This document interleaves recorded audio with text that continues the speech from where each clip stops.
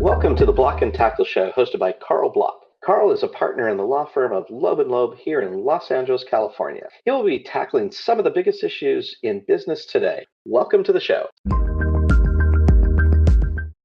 Hi, everyone. Welcome to today's version of the Block and Tackle Show. I'm your host, Karl Block. I have an incredibly talented and distinguished guest, Aleya Harris, she's done everything, but she's focused now on her coaching people to tell their story and get it out, and public speaking and many other things about showing people how to be their authentic self, develop their confidence, inspire people, and so much more. She's been a chef. She's been a consultant. I mean, one of the most interesting people, frankly, that I've met. And it's really, really amazing that we have you on. And welcome, Aleya, to the Block and Tackle Show. Thank you so much for having me. I feel very welcomed and honored to be here. Well, that's awesome. So, as you know, most people don't do public speaking, and it's an art, and a lot of people don't excel at it. How did you get into it? I got into it because I really like money. So, not because I was like, oh, I'm going to become a millionaire from speaking, but because I had a fledgling business, and my business coach / mentor at the time said that being on stage was the way that she grew her business. And so, like a good little acolyte, I said, okay, let's do this thing. And I applied to speak at a conference called Cater Source, which for me was a full service moment. I have a background as a chef, and I remember in culinary school, I longed to attend Cater Source, but I couldn't afford it because I was, as fancy broke people say, I was broke. So I had a lovely degree from the Cordon Bleu, but it was a broke. So I couldn't attend Cater Source. Fast forward several years after that, when I was applying to speak, and I got a no, you actually missed the deadline. Sorry for you. And then a day later, they emailed me back and said, actually, someone just canceled. Do you want to come and speak? And I said, of course. So I went and I spoke, and I was standing in a room of a couple hundred people at a conference that a couple of years before that I couldn't have even afforded to attend. So that's how I got started to build my business from the stage. Okay. I mean, it seems like a good business plan, of course, and it seems to have worked out for you. But, somebody throws something at you that you hadn't done before. Did you have anxiety? Did you have stage fright? I mean, what was going through your mind when you had to get up there and speak for the first time? So I am a horrible speaker coach because I cannot say that I have a typical story was, oh, I got up on stage the first time and I was terrified. And then I did this magical snake oil rubbity-dub dance thing, and now I'm all cured and I'm going to sell that same snake oil to you. That is not my story. I was the kid in elementary school that got in trouble for whispering in class because I was talking so much and I didn't even understand how to whisper properly. So speaking has never been something that intimidated me. The other reason why I wasn't intimidated is because I had a really good presentation. I had done research on my audience. I knew exactly what I was going to talk about. I knew that the content worked, and I was an actual expert in the thing that I was talking about.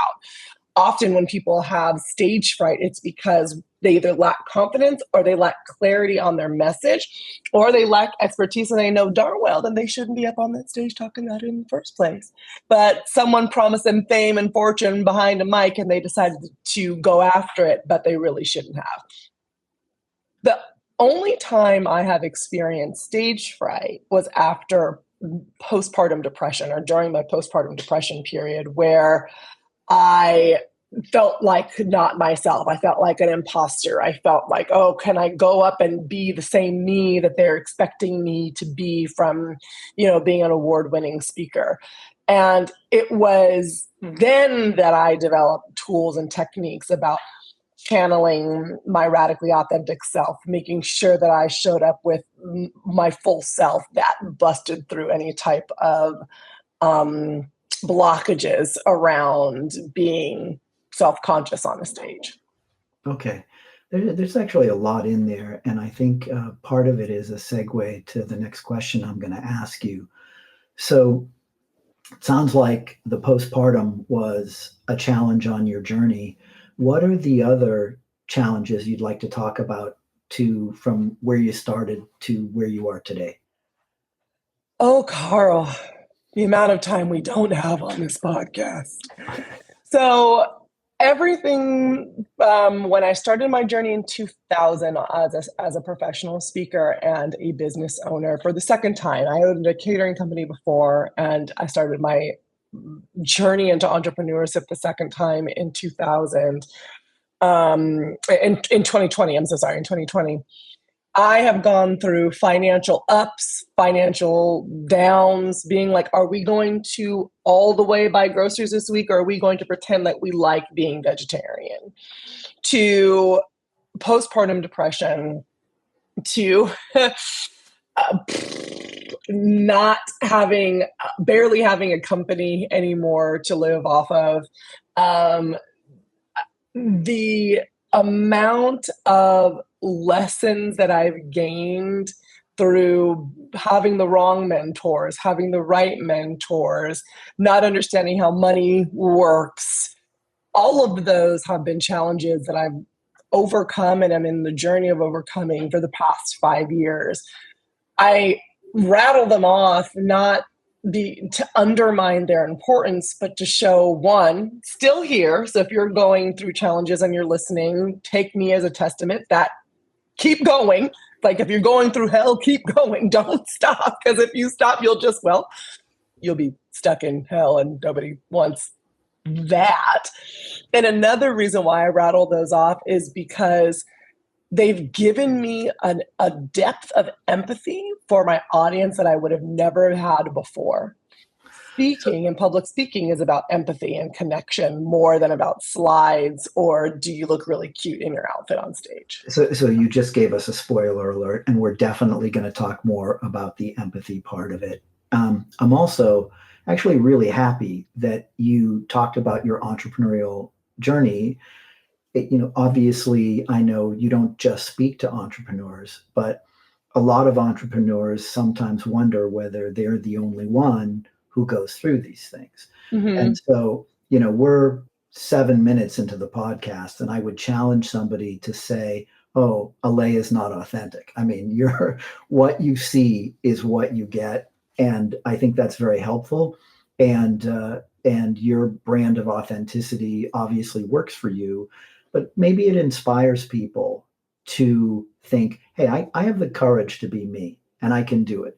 But again, more on that later, because you've said a lot that I think we can get into. When you are doing public speaking, what are the kinds of groups you engage with? And typically, what are the goals of the people with whom you're speaking or in front of whom you're speaking? So I am all about stories. I am a strategic storytelling consultant. So when I engage with the groups, I'm telling them how to use story to reach the highest versions of themselves and achieve their goals so that they don't leave any of their potential on the table. When I'm working with entrepreneurs, that often comes into dealing with their own limiting beliefs. I have a talk that's called Vanquish the Villains on Your Hero's Journey. When I talk to larger corporations, it often is around using storytelling to become a story-driven leader, being the person in the room that is able to create large-scale cultural change rather than just poking and prodding and have all of these one-to-one come to Jesus moments that don't do anything, but truly motivating an organization to move forward. Or I'm using storytelling to tell people, entrepreneurs mostly, or those with personal brands, how to use all of the crises that they've gone through to be a beacon of light for other people, to craft their story in comprehensible ways so that they can tell it from the stage to a captivated audience. Well, that makes a lot of sense. And I think there's a subtext in that, in the sense that relatability is super important, and you don't get to be relatable unless you're authentic. And so whether you're that big CEO that could be speaking to thousands of people, and people are watching and saying, am I going to be motivated by this? Is this person connecting with me? Do I find that person authentic and relatable? And likewise with the entrepreneur, if they're looking for investors or they want to get key partners in their business, whether it's suppliers, customers, or other things, they want to know, do I want to do business with this person? And it sounds like that's exactly where you're coming out. It's funny that you bring that up, because during my postpartum journey towards the beginning of it, the beginning, I decided to post my story on Instagram, not as a woe is me moment, but more of a, I just need to tell the world where I'm at and what's going on with me. And I was scared to share my authentic story. But I posted it, closed the phone, walked away, probably had to go clean some poop somewhere, right? Like I was a mom of a young baby. But when I came back to my phone, I had DMs, texts, emails on multiple platforms, even one that I didn't post on, thanking me for being authentic, thanking me for telling the story, and also saying, oh, I remember you reached out about doing this project with us. Can we pick that up again? Because like you said, I became a human being who they could see themselves doing business with. There are lots of storytellers out there. There are lots of marketers out there, learning and development professionals, HR leaders, but there's only one Aleya Harris. Thank goodness for the world at large, because if there were two of me, oh my.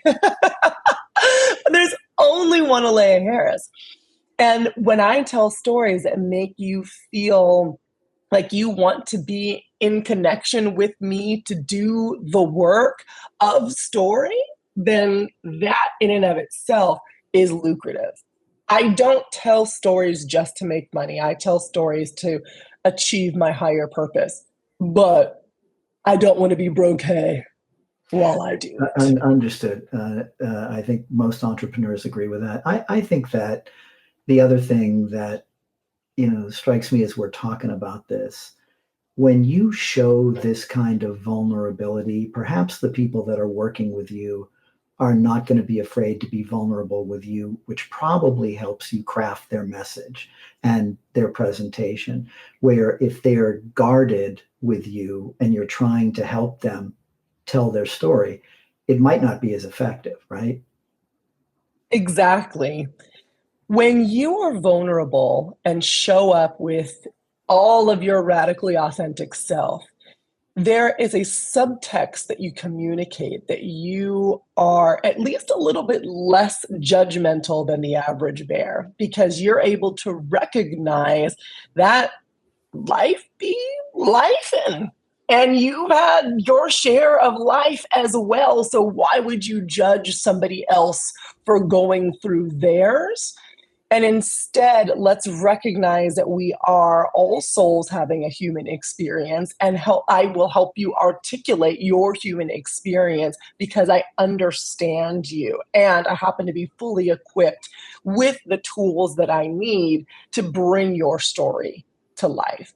That's true whether you're a strategic storytelling consultant like I am, or whether you're a dentist, or whether you're a plumber or a hairdresser, or I've worked with real estate agents. I've worked with across industries. My favorite, by the way, are the quote unquote boring industries like cement and construction, because they always think that storytelling doesn't apply to them until they tell their first story to their team and they're like, productivity increases, culture increases, right? They land that big deal and they say, oh my gosh, this goes across industries and across sectors. And the reason why it does is because human beings work across industries and across sectors. Well, that's very good advice. I mean, there's, again, every time you give an answer, there's so much gold in it. So you're not going to be broke here. First I would say, I don't think most people want to do business with people that they consider to be overly judgmental. I think that's a net negative. And so it's great of you to talk about that and realize it. I would also say, what I hear you saying is, look, there's internal audiences and there's external audiences. And maybe the cement company isn't going to go up to the homeowner's door and say, you should really hear my story.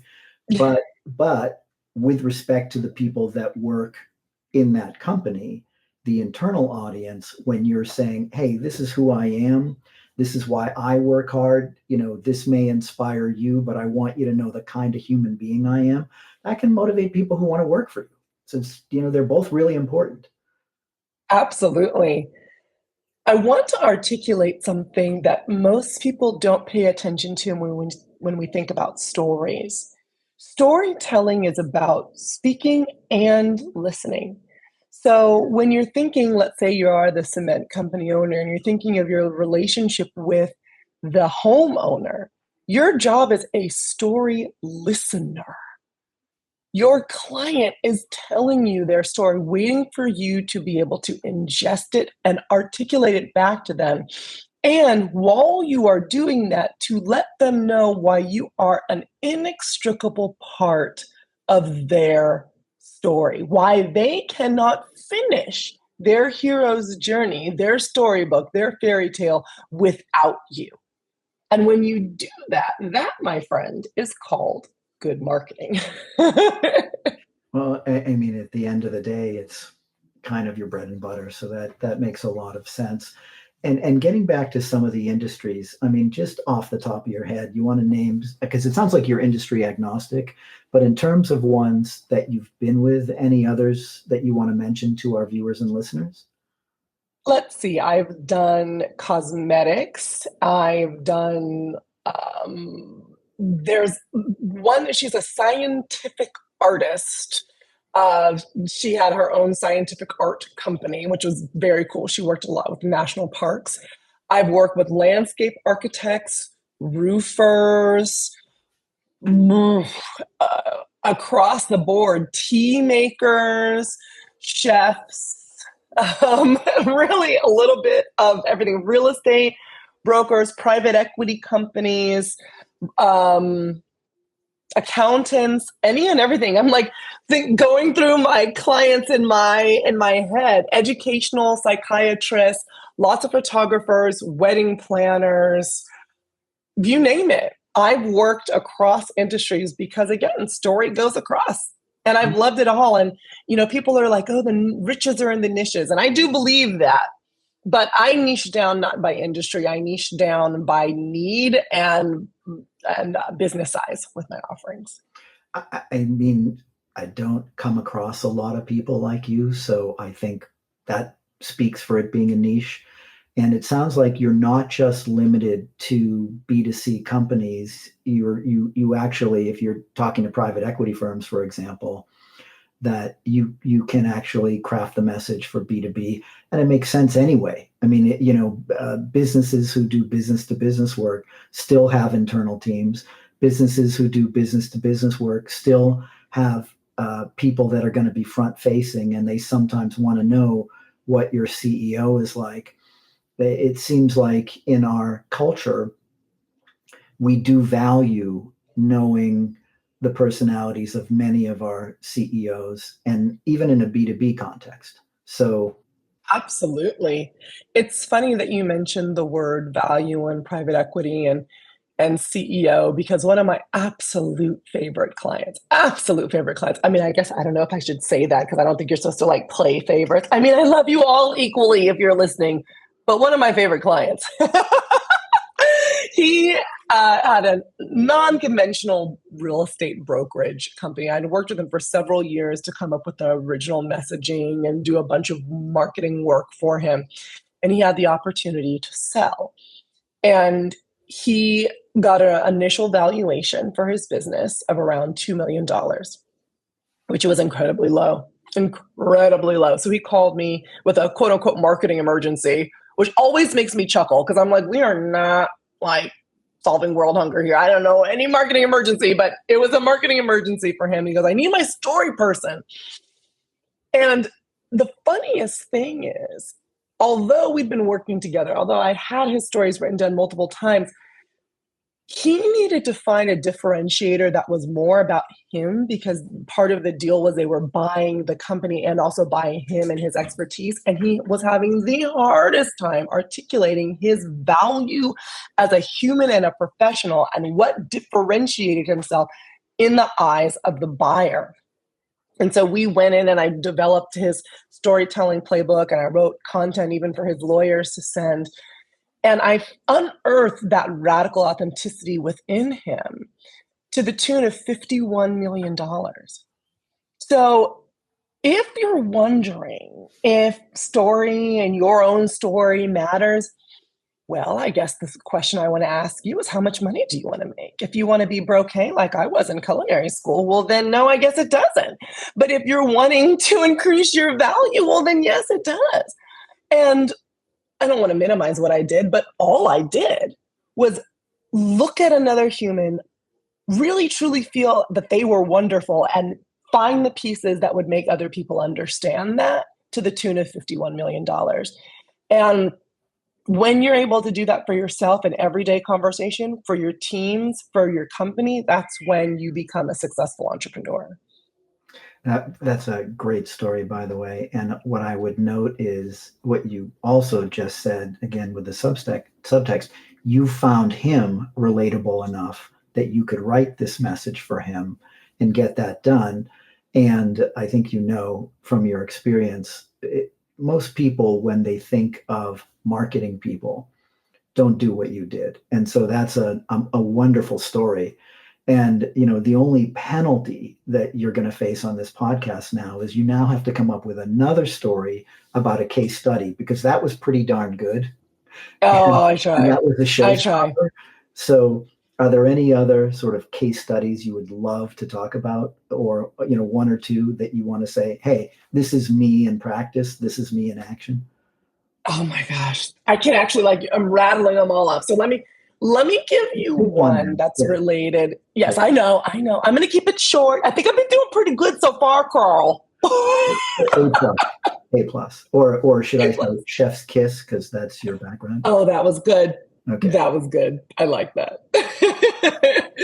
So the one that's coming to mind is about the speaking and me helping people tell their stories from stage. Last year, I produced my very first speaking event. I'm usually on the other side, just as a speaker. And on this side, I was a speaker and also a producer. And in the producer's seat, I was also coaching all 9 speakers, 10, I guess, including myself. Yeah.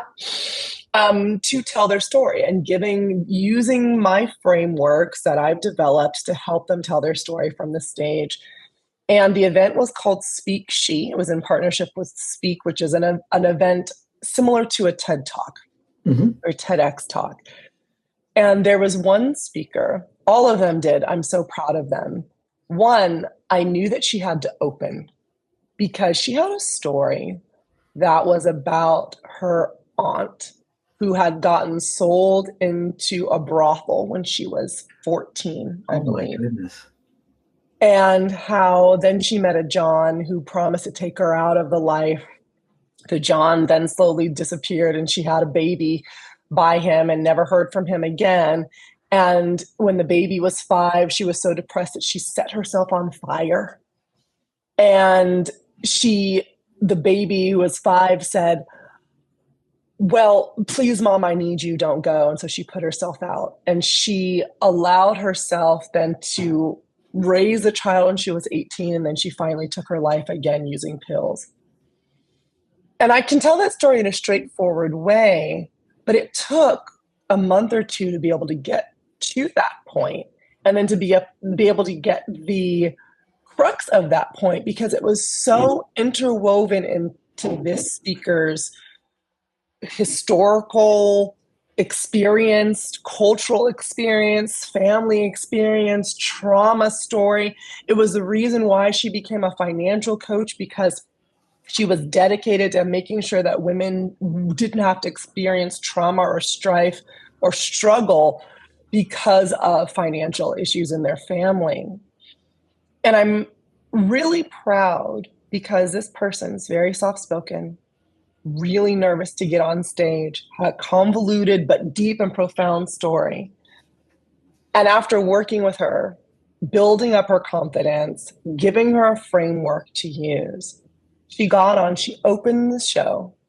There was not a dry eye in the house after her speaking for only 10 minutes. And my favorite part was that she messaged me afterwards, and I have it actually screenshotted on my website. I asked permission. And she said, "Your frameworks work.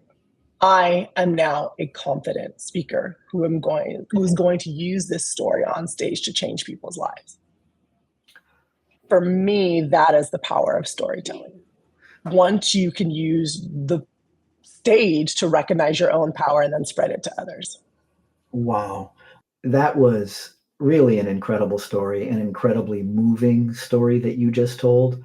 And kudos to you for actually being able to take this powerful story and teaching a non-professional speaker how to go up on stage, tell this story that's heart-rendering. I mean, no dry eyes in the house, so to speak, and actually get her to do that, and having her show how authentic and relatable she was. I mean, it's just amazing. I feel very, very, very proud to be part of her journey. I'm sure that she would have told the story, but now I know that she's telling it in an incredibly powerful way in a forum that thousands of people will hear her story. And then more importantly, we'll get the message from it, which is that you never have to be beholden to a financial situation that is painful for you. There are always ways out and there's hope. And the through line of any story is always a baseline human connected emotion: hope, power, fear, joy, happiness.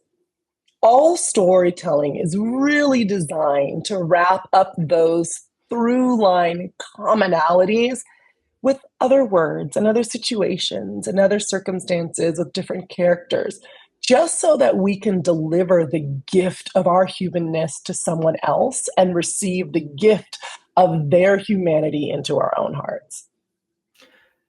It's so well said. And there's people who wouldn't associate that, viscerally, their gut reaction. Is that really going to help me avoid being broke and being successful? But you figured it out, and now you're teaching others. So listen, really, that's amazing. That's really amazing. Thanks for tuning in. If you want more info on the show, please visit blockandtackleshow.com. And you can also email me at carl@blockandtackleshow.com. Thanks for tuning in.